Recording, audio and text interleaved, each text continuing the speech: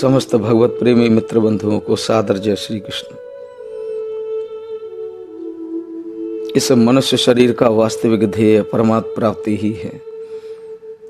परमात्मा की प्राप्ति परमात्मा की विशुद्ध कृपा से होती है। जिस पर भगवान की अत्यंत कृपा होती है उसी को यह मनुष्य जन्म मिलता है।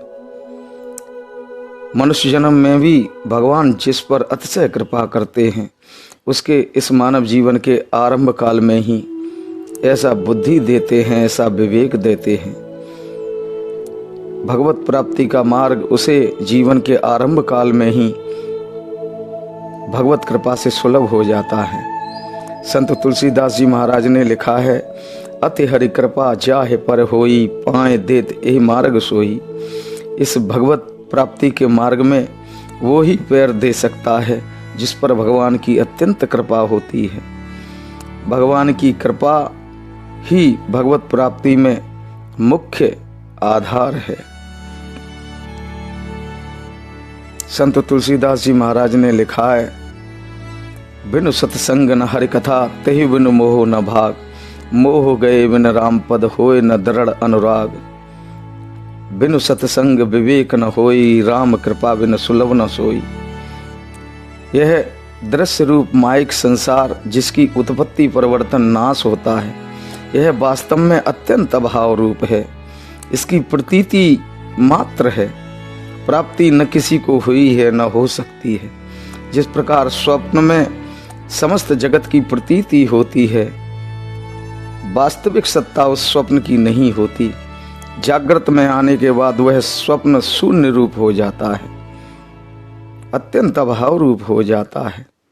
ऐसे ही जैसा स्वप्ना रैन का तैसा यह संसार। भगवान भोलेनाथ माता पार्वती से कहते हैं, उमा कहूँ मैं अनुभव अपना, सते हरि भजन जगत सब सपना। इस स्वप्न रूप माइक संसार में भगवत प्राप्ति की सच्ची चाहना ही वास्तविक संपत्ति है। यह वास्तविक संपत्ति भगवत कृपा से जीव को मिलती है। जो सच्चाई पूर्वक जीवन के आरंभ काल से ही भगवत प्राप्ति के लिए प्रयास करता रहता है, उसको इसी जन्म में भगवत प्राप्ति अवश्यमेव होती है।